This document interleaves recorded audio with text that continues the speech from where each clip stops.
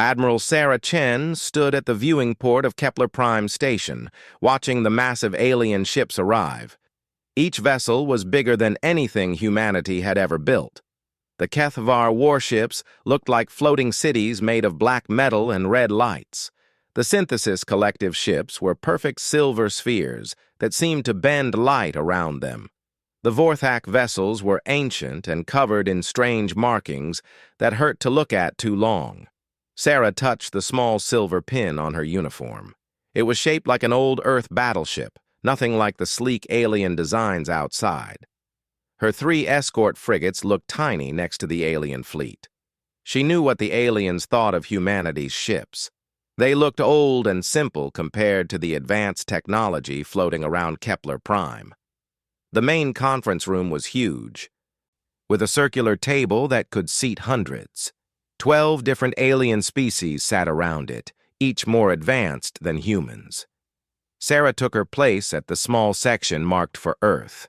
The empty seats around her made it clear that humanity was alone here. General Thaxazul of the HFY Empire stood up first. He was 8 feet tall with gray skin and 4 arms. When he spoke, his voice was like grinding metal. "We are here to discuss humanity's request for full membership in the Galactic Council," he said. "But first, we must ask why such a primitive species believes they deserve to sit with civilizations that have mastered the stars for thousands of years." Murmurs of agreement came from around the table. Sarah kept her face calm, but her hand moved to touch that small pin again. Ambassador Zix of the Synthesis Collective spoke next. Their body was made of living metal that shifted and changed as they talked. "Our scans show human technology is at least 300 years behind our current standards," Zix said. "Your fastest ships barely reach light speed. Our children build better vessels in their learning pods." Laughter echoed around the room. Sarah stood up slowly. "We may not have the fastest ships or the biggest weapons," she said, "but we have something else." "What could you possibly have that we need?" asked General Thaxazul. "Experience," Sarah said simply. This caused more laughter. Elder Vorthak of the ancient hegemony raised one of his tentacled arms. The room went quiet. His species was old when most of the others were still learning to make fire. "Experience?" he said, his voice like wind through dead leaves. "Humans have been in space for barely 500 years. My people have sailed between stars for 50,000 years. "That's true," Sarah said, "but you've been sailing in peace for most of that time. When was the last time your people fought for their very survival?" The room was silent now. Sarah continued. "Humans didn't reach the stars through exploration. We clawed our way here through centuries of war. Every piece of technology we have was built by people who knew that losing meant death for everyone they loved." General Thaxazul laughed again, but it sounded forced now. "War? You call your little conflicts war? We have seen your history files. Humans fighting with chemical explosives and metal projectiles. We were manipulating gravity and bending space while you were still throwing rocks at each other." "Maybe," Sarah said, "but we never stopped learning. We never stopped adapting, and we never gave up." She pressed a button on her tablet, and a hologram appeared above the table. It showed Earth's solar system, with dozens of dark shapes floating in the asteroid belt. "What are those?" asked Ambassador Zix. "Museum pieces," said General Thaxazul before Sarah could answer. "We scanned them when we arrived in your system. Ancient human warships from your resource wars period. Primitive metal hulks that you keep as monuments to your violent past." "Is that what they are?" Sarah asked quietly. "Of course," said Elder Vorthak. "Dead ships, floating graveyards. We have seen many such things in our travels. Young species often keep relics of their barbaric periods." Sarah nodded slowly. "You're probably right. After all, what could old human warships do against ships like yours?" The aliens began discussing humanity's request. Most spoke as if Sarah wasn't even there. The Kethvar thought humans were too weak to be useful allies. The Synthesis Collective saw them as a minor curiosity. The Vorthak considered them barely worth notice. Hours passed. Finally, Elder Vorthak called for a vote. All in favor of granting humanity provisional membership? Most hands rose, but slowly. Provisional membership meant humanity could attend meetings but had no real power, no voting rights on important matters, no military protection if they were attacked. Provisional membership is approved, Elder Vorthak announced. Humans will be granted observer status for a period of 50 standard years. After that time, we will review their progress and decide if full membership is appropriate. Sarah stood up again. Thank you for this opportunity. Humanity will not forget your generosity. As the meeting ended, General Thax Azul approached her. A word of advice, Admiral, he said. The galaxy is not a safe place for weak species. Your little ships and primitive weapons won't protect you from everything that's out there. Perhaps you should consider placing your colonies under Kethvar protection. For a reasonable fee, of course. Sarah smiled, but her eyes were cold. Thank you for the offer, General. But humans have been protecting themselves for a long time. I think we'll manage. Will you? He asked. There are things in the dark between stars that eat civilizations like yours for breakfast. Ancient powers that view young species as insects to be crushed. What will you do when they come for you? Sarah's hand touched her pin one more time. When that day comes, General, I guess we'll find out what those old museum pieces in our asteroid belt are really capable of. General Thax Azul laughed as he walked away. Museum pieces won't save you from the Vorthak fleet, human. Nothing will. After the aliens left, Sarah stood alone in the empty conference room. She activated her secure communicator and sent a message to Earth. Council meeting complete. Provisional status granted. Recommend we begin Phase 1 preparations immediately. Authorization codes ready for transmission on your signal. The response came quickly. Understood. Admiral, fleet status remains green. All Guardians standing by. Sarah looked out at the alien ships one more time before heading back to her modest human frigate. They were impressive vessels, built by civilizations that had mastered technology humans could barely understand. But there was something those civilizations had forgotten in their long peace. Sometimes the strongest steel was forged in the hottest fires, and humanity had been burning for a very long time. As her ship left Kepler Prime Station, Sarah didn't notice the small probe that followed them back toward Earth. General Thax Azul wanted to get a closer look at those museum pieces the humans kept in their asteroid belt. He would regret that curiosity very soon. 3 months after the council meeting, warning alarms screamed through Earth's orbital defense stations. Admiral Sarah Chen rushed to the command center, still pulling on her uniform jacket. The main screen showed something that made her blood run cold. Report, she ordered. Long-range sensors picked them up at the edge of the system, said Commander Torres, her face pale. 200 ships, Admiral. All massive, all heading straight for Earth. Sarah studied the readings. Each ship was over 3 kilometers long. The energy signatures were off the charts. She had seen ships like these before, in old council archives. Vorthak, she whispered. The communications officer looked up from her station. Admiral, we're receiving a transmission. It's on all frequencies. Put it through. The screen filled with a face that belonged in nightmares. Elder Vorthak's ancient features were twisted with anger. His black eyes held the cold certainty of someone who had watched civilizations die. Humans of Earth, he said, his voice like stone grinding against stone. You have spread too far, too fast. Your colonies pollute space that belongs to older, worthier species. Your very existence is an insult to the natural order. Sarah felt ice in her stomach, but she kept her face steady. Around the command center, her officers stared at the screen in shocked silence. I offer you one chance, Elder Vorthak continued. Surrender unconditionally. Abandon your colonies. Submit to Vorthak rule. Do this, and some of your species may survive as servants and workers. The transmission showed the Vorthak fleet in all its terrible glory. Massive ships that looked like floating temples covered in weapons that could crack planets. Sarah had read the reports. The Vorthak had destroyed 17 civilizations in the past 1,000 years. They saw younger species as weeds to be pulled from the Garden of Space. You have 72 hours to respond, Elder Vorthak said.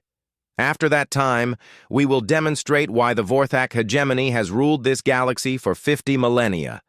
Your primitive weapons and pathetic defenses will not save you. Nothing will. The transmission ended. The command center was silent except for the soft humming of computers and the distant sounds of Earth's orbital traffic. Admiral, said Commander Torres quietly, our entire active fleet is 68 ships, frigates and destroyers mostly. The Vorthak have 200 dreadnoughts. Sarah nodded. She had run the numbers in her head the moment she saw the sensor readings. It wasn't even close. Humanity's modern fleet would last maybe 10 minutes against the Vorthak armada. Send an emergency message to the Galactic Council, she ordered. Request immediate assistance under the mutual defense provisions. Yes, ma'am. For the next 12 hours, Sarah waited for a response from the Council. When it finally came, it was worse than she had expected. The holographic image of Elder Vorthak from the meeting at Kepler Prime appeared in the command center, but this time, he seemed to be speaking from the council chambers themselves. Admiral Chen, he said, the Galactic Council has reviewed your request for assistance. Unfortunately, Article 7 of the Council Charter prevents us from interfering in conflicts involving species that have only provisional membership status. Sarah's hands clenched into fists. Article 7 was written to prevent the Council from getting involved in minor border disputes, not genocide.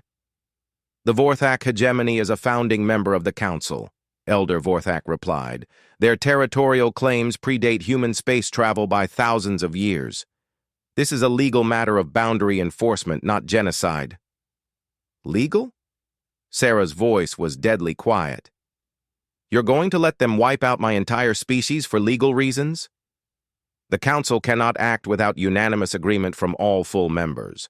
The Vorthak have exercised their veto power. I'm sorry, Admiral, but humanity must resolve this matter on its own.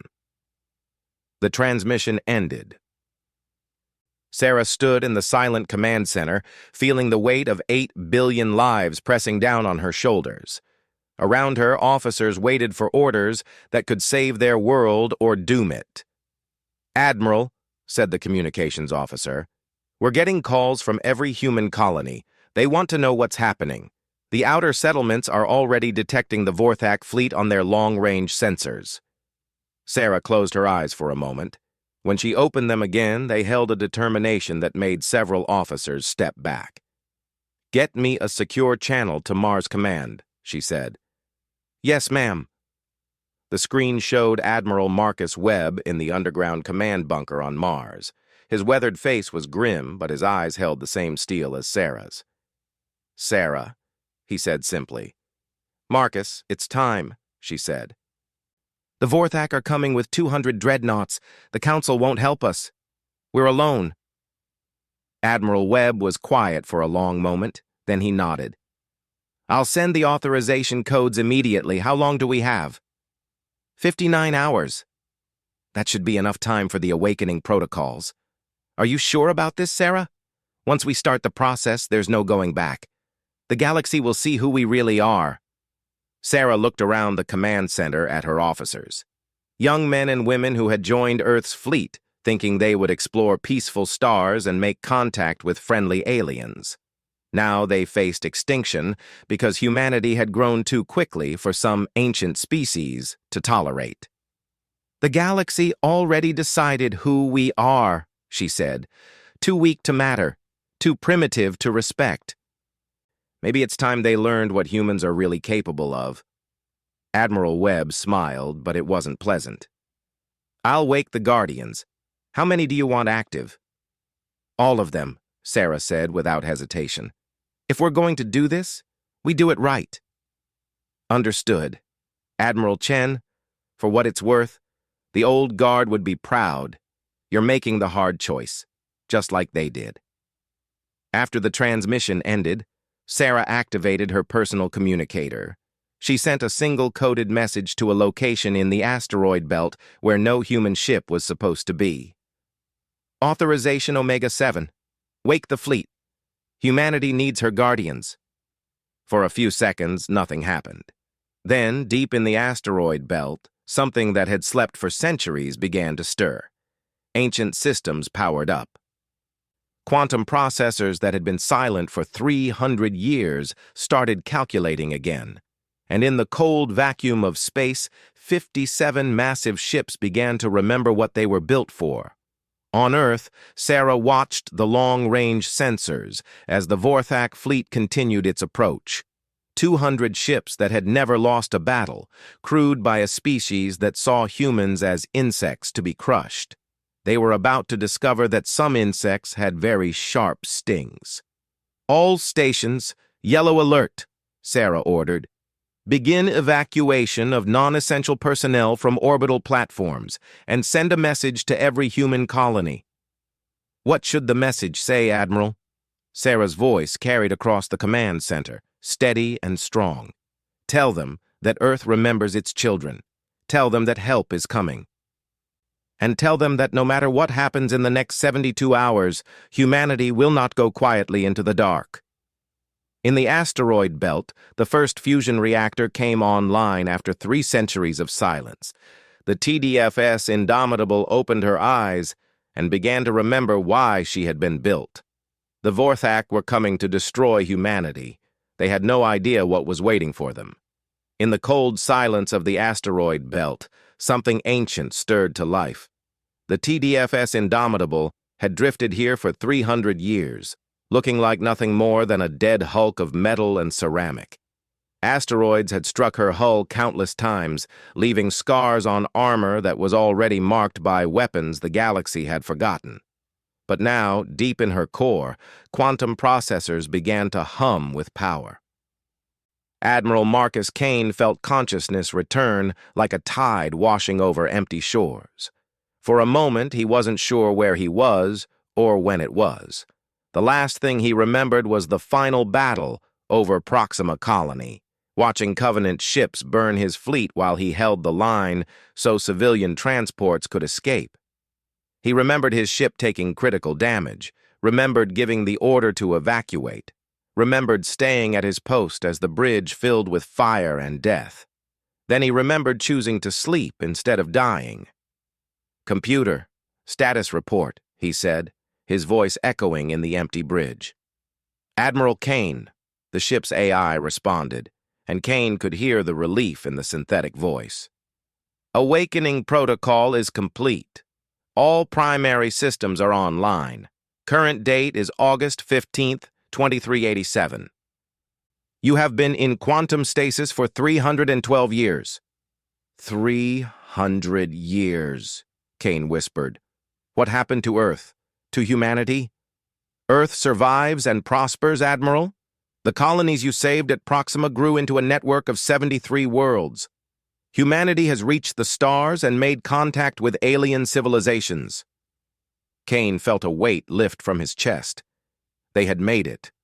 Somehow, the species he had died protecting had not only survived, but thrived. "Why am I awake?" he asked. "Emergency Protocol Omega-7 has been activated. Humanity faces extinction-level threat. Admiral Sarah Chen of Earth Defense Command has requested full awakening of the Relic fleet." Kane's mind, enhanced by quantum integration with the ship's systems, processed the information in seconds. The Vorthak hegemony. 200 dreadnoughts, a civilization that had destroyed 17 other species, and humanity had only provisional status in something called the Galactic Council. "They're still alone," he said quietly. "After all these years, they're still fighting alone." Around the Indomitable, Other ships began to wake up. The TDFS Defiance, commanded by Admiral Liu Jiang, who had died holding the Titan defense grid. The TDFS Retribution, under Admiral Elena Vasquez, who had sacrificed her fleet to destroy a Covenant superweapon. One by one, 57 ships came online, each carrying the preserved consciousness of humanity's greatest naval commanders. These were not ordinary vessels. During the Resource Wars, when human colonies fought each other for survival in a galaxy that seemed determined to kill them all, humanity had learned to build ships that could adapt and learn, ships that could think and plan and remember, ships that carried the souls of their crews even after their bodies were gone. Kane accessed the ship's memory banks and saw what humanity had become. The wars that had forged his generation were now history. Humans had learned to work together instead of fighting each other. They had built a peaceful civilization that explored the stars with wonder instead of fear. But they had also grown soft. Their modern ships were built for exploration and trade, not for the kind of warfare that had created the Relic fleet. They had forgotten the lessons written in blood and fire among the outer worlds. The Vorthak were about to remind them. "Communication incoming from Admiral Chen," the AI announced. Sarah Chen's face appeared on the main screen, and Kane felt a moment of disorientation. She looked so young, so untested by the horrors that had shaped his generation. But her eyes held steel that he recognized. "Admiral Kane," she said formally, "I'm sorry to wake you from your rest, but humanity needs its guardians." "I understand the situation, Admiral Chen," Kane replied. 200 Vorthak dreadnoughts, no help from this Galactic Council, and humanity's modern fleet outnumbered 3-1. "That's right.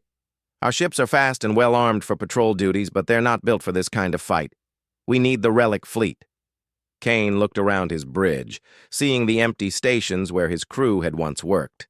The quantum stasis process had preserved their consciousness too, integrated into the ship's systems like his own. In a sense, they were all here, waiting for orders.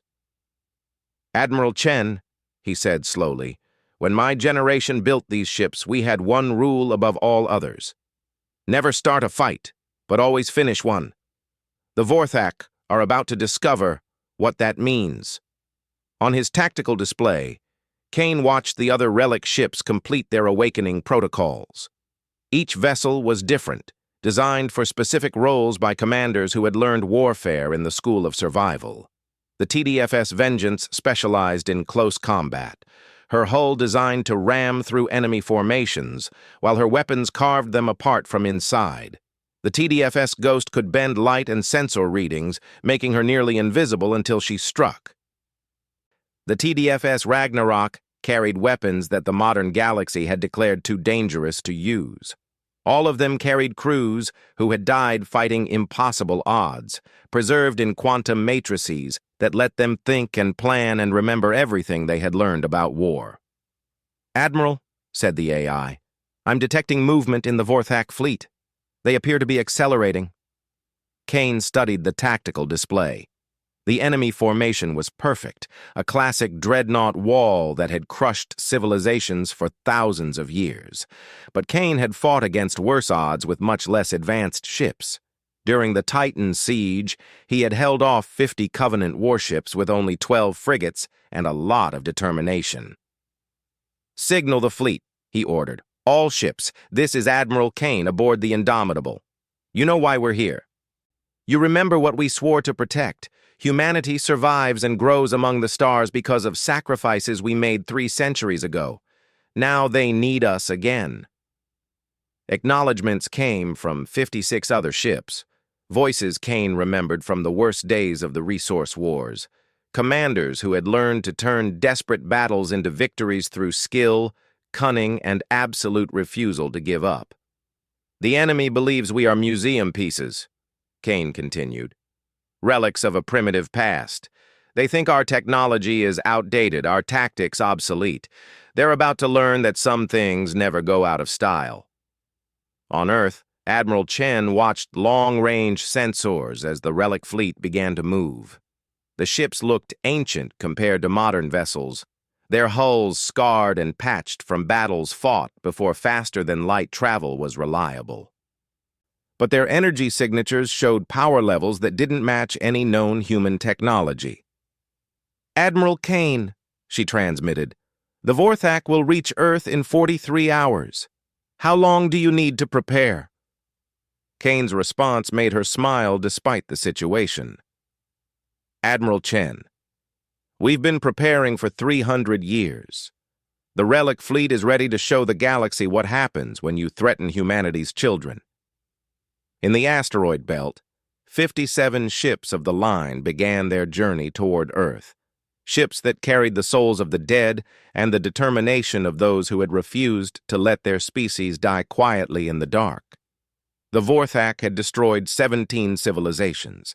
They had never faced humanity's guardians. Admiral Kane stood on the bridge of the Indomitable as his ship moved through space in ways that defied everything the modern galaxy thought it knew about physics.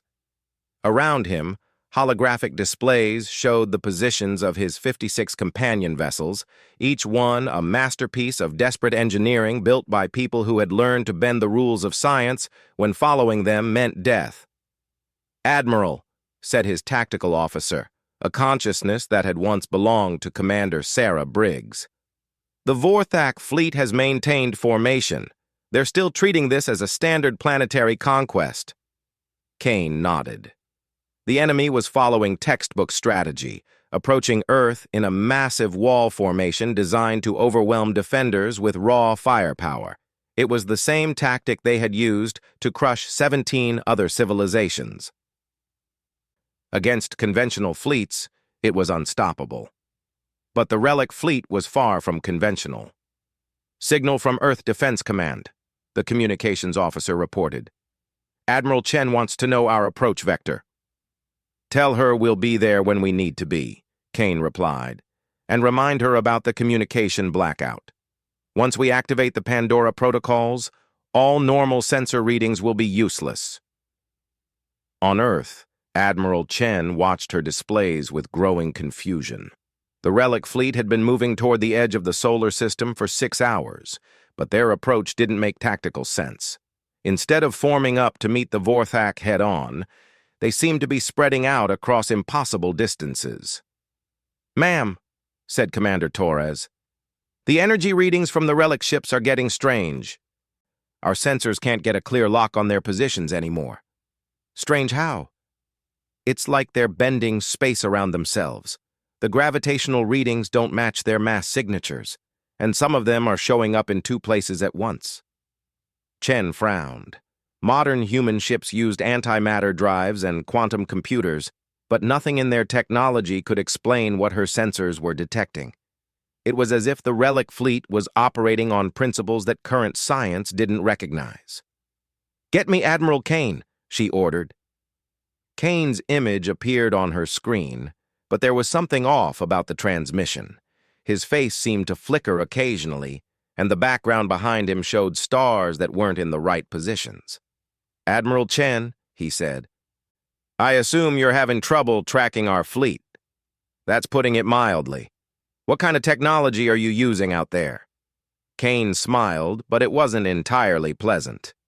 "The kind that gets developed when losing a battle means your entire species becomes extinct. During the resource wars, we couldn't afford to build ships that followed conventional rules.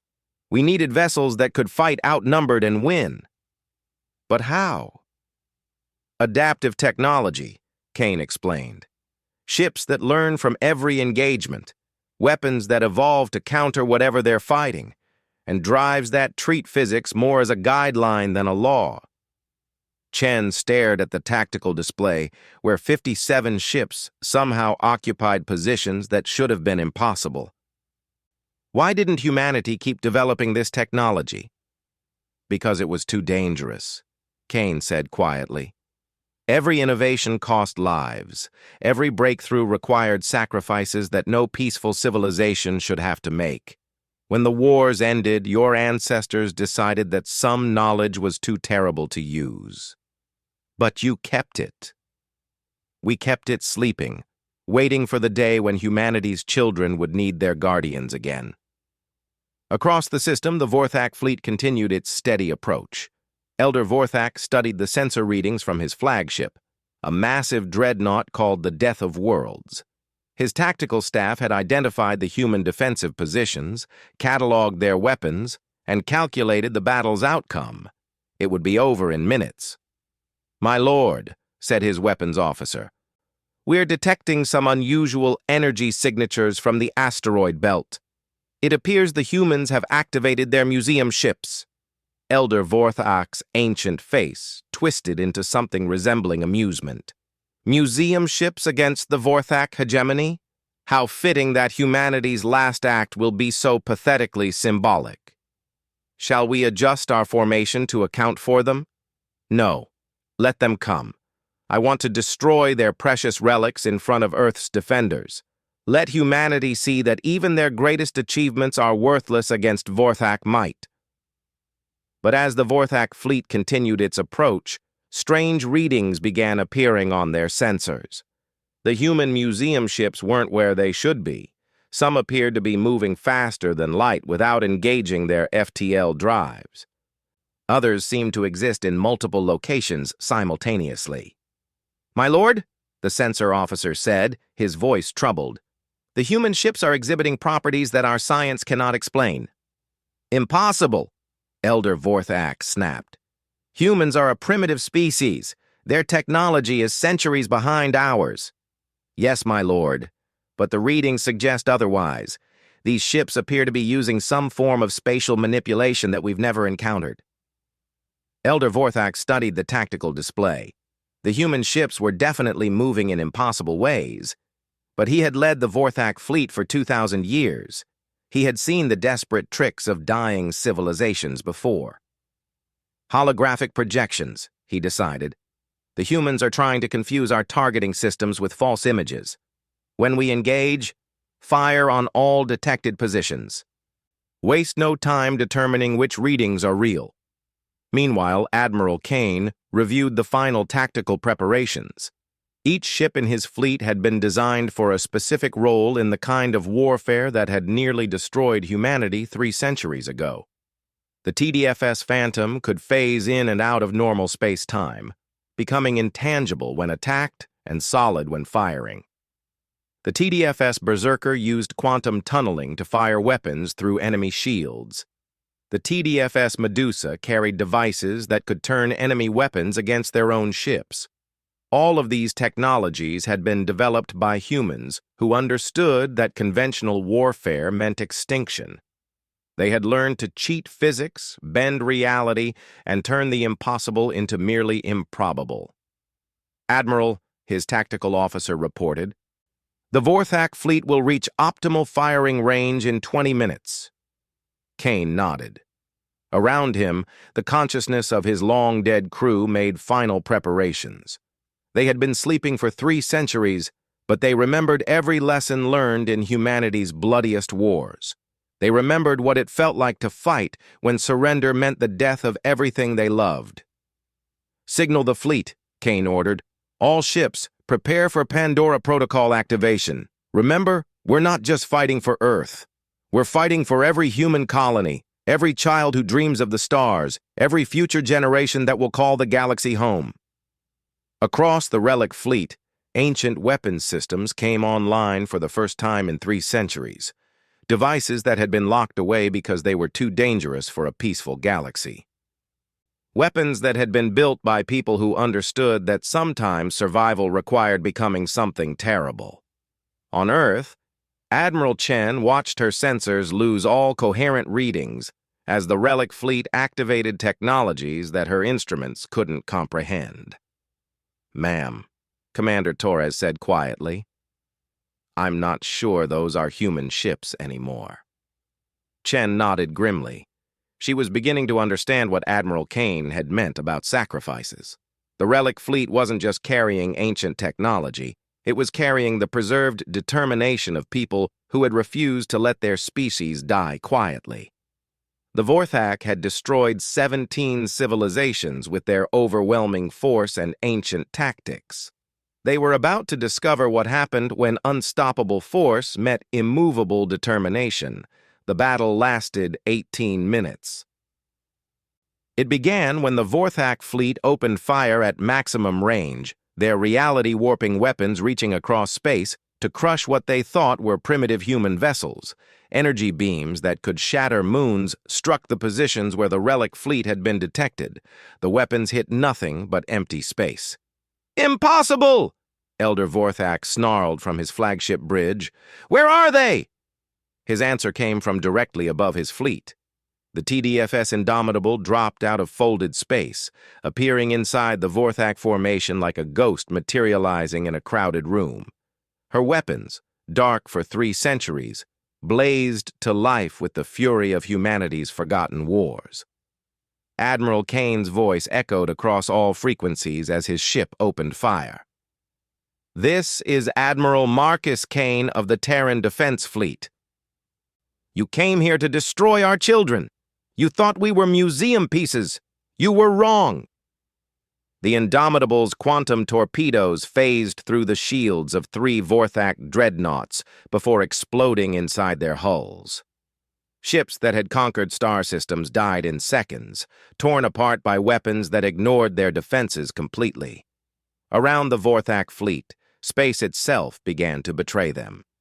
The TDFS Phantom appeared and disappeared like a deadly mirage, firing from impossible angles before vanishing again.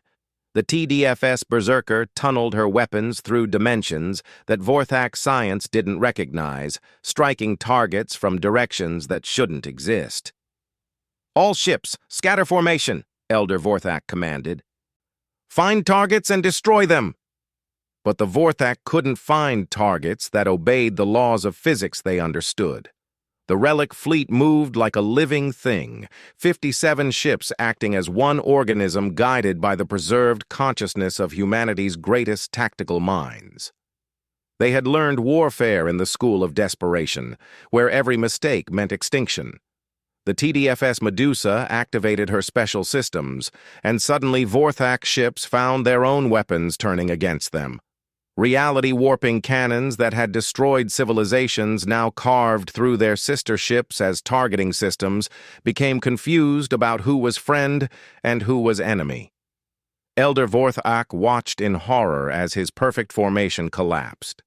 Ships that had never known defeat were dying faster than his sensors could track. The human vessels seemed to exist everywhere and nowhere, striking from impossible positions before disappearing like nightmares at dawn. "How are they doing this?" his weapons officer screamed. Kane's voice answered from every speaker on every Vorthak ship simultaneously. "You've been fighting civilizations that developed in peace," he said, his words carrying the weight of 3 centuries. "We were forged in wars you can't imagine. Every system on these ships was built by people who knew that losing meant watching their children die. We learned to break rules you don't even know exist." The TDFS Ragnarok emerged from wherever she had been hiding, her hull scarred by battles the galaxy had forgotten. Her captain had been Admiral Sarah Cross, who had died holding the line at New Beijing while civilian ships evacuated. Now her consciousness guided weapons that modern humanity had locked away as too dangerous to use. The Ragnarok's main gun fired once. The beam didn't just destroy the Vorthak dreadnought it struck, it erased the space around it, creating a hole in reality that consumed 2 more ships before collapsing. On Earth, Admiral Chen watched displays that couldn't make sense of what they were seeing. Energy readings spiked beyond measurement. Gravitational distortions appeared and vanished. Space itself seemed to be bending around the battle. "Admiral," Commander Torres whispered, "our sensors show the Vorthak fleet is down to 70 ships. They've lost almost 2/3 of their force in 15 minutes. Chen could barely believe it. The Vorthak hegemony had ruled the galaxy for 50,000 years. Their fleet had never lost a major engagement. Now they were being torn apart by human ships that shouldn't even be able to match their technology. In the battle zone, Elder Vorthak realized he was witnessing something that would change everything. The humans weren't just winning. They were demonstrating capabilities that redefined what was possible in space combat. "Send a retreat signal," he ordered. "My lord?" "Send it now. All ships withdraw to safe distance." But the Relic fleet wasn't finished. Admiral Kane had learned long ago that when you fought an enemy who threatened your species' existence, you made sure they could never threaten it again. "All ships," Kane ordered. "Pandora Protocol Final Phase. Show them what happens when humanity's guardians stop holding back." Around the remaining Vorthak vessels, reality began to fracture. The human ships revealed technologies that existed at the very edge of what the universe would allow. Weapons that reached backward through time to strike targets before they fired. Shields that redirected attacks to parallel dimensions. Drives that folded space so completely that cause and effect became suggestions rather than laws. The Vorthak fleet, which had begun the battle with 200 invincible dreadnoughts, was reduced to 12 fleeing ships in 18 minutes. Their reality-warping weapons, their ancient technology, their thousands of years of experience meant nothing against an enemy that had learned to rewrite the rules of warfare itself. Elder Vorthak's flagship, badly damaged and barely functional, limped away from the battle zone. Behind him, the wreckage of his mighty fleet drifted in pieces that would puzzle scientists for generations. Kane's face appeared on his damaged view screen. "Take a message back to the Galactic Council," the human admiral said. "Humanity formally requests full membership with all rights and privileges. We believe our qualifications speak for themselves." After the Vorthak survivors fled, the Relic fleet gathered around Earth. From the surface, people looked up at stars that seemed somehow brighter than before. Children who had feared they would never see another sunrise pointed at lights in the sky and asked their parents what they were. On the Indomitable's bridge, Admiral Kane felt the weight of 3 centuries lifting from his shoulders. The species he had died to protect had not just survived, but flourished. They had spread across the galaxy, built wonderful things, and created a civilization worth defending. "Admiral," his communications officer reported, "we're receiving a transmission from the Galactic Council." The image that appeared showed not Elder Vorthak of the council chambers, but a dozen different alien species all speaking at once. The Kethvar, who had mocked humanity's museum pieces, now stared in shocked silence. The Synthesis Collective's perfect composure had cracked. Even the ancient species looked shaken. Admiral Chen appeared in the transmission from Earth. "Esteemed council members," she said formally, "I believe there was some discussion about humanity's application for full membership." The vote was unanimous. Later, as the Relic fleet powered down and returned to the asteroid belt, Kane transmitted one final message to the galaxy. "We sleep so humanity can dream," he said. "We remember war so they can build peace. We guard the dark so they can walk in light. But make no mistake, we are always watching." The ships that had saved humanity settled back into their ancient orbits, looking once again like harmless museum pieces drifting among the asteroids. But now every species in the galaxy knew the truth. Humanity's greatest strength wasn't their technology or their numbers. It was their absolute refusal to let their children die quietly in the dark. They were a species that would rather become monsters than let their families face extinction. The galaxy had learned that day that there were worse things than death. There was waking up humanity's guardians. In the council chambers, as species after species voted to grant humanity every privilege and protection available, one thought echoed through every alien mind present. Never again would anyone make the mistake of calling human warships museum pieces. Not when those pieces could wake up and remember exactly what they were built to do.